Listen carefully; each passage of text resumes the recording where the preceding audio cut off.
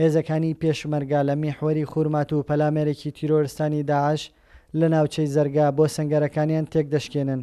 هێرشیان کردە سەرمان لە 2 کاتژمێر 2 شەو بە هێرشێکی بەرفراوان بە هەمەر و بە شۆفڵی درع و بە میگزەمینی و بە چەندین جۆری تر تراکتۆر بە چەکی ئاربیجی و بیکەیسی و هاوان و چەندان جۆری چەکی تر هێرشیان کردە سەر ئێمە. سپاس بۆ خوا و پێشمەرگە قارەمانەکان بەدەست و بازووی پۆڵین لیان هاتینە دەست و تیرۆرستانمان تێشکاندی. ئێمە لێرە قارەمانە پێشمەرگەکانی کوردستان لیوای 5 پیادەی شارەزوو نەمانێڵە ئەگەر لەم هێڵەمە هێڵی سووری ئەمەیە لێرە نەمانێڵە بێنم بەرەوە و ئەو شۆفڵمانە تێشکاند و سووتانمان هەمەرەکانیان لەمە لێرە لەم دەشتە گیری خواردبوونیان توانی بێنم بەرەوە.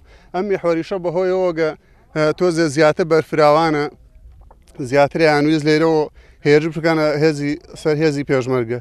ئەفسەر و فەرماندەکانی پێشمەرگەی ناوچەی زەرگە ڕای دەگەێنن کە پاراستنی خاک بەگیان دەپارێزن و داواکارن وەزارەتی پێشمەرگە و سەرکردایەتی کورد گرنگی زیاتر بە سنووری خورمات و بدات.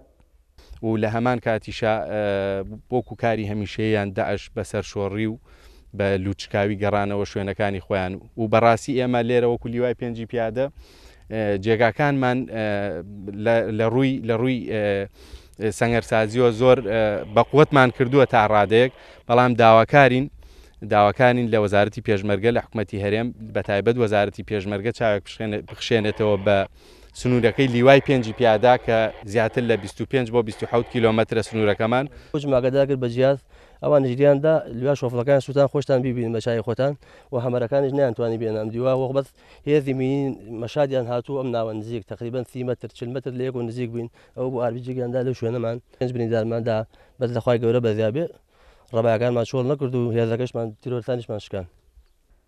ناوچەی زەرگا دەکەوێتە ڕۆژاوای خورماتەوە بە دووری 45 کیلۆمەتر لەلایەن هێزەکانی پێشمەرگەی کوردستانەوە دەپارێزرێت.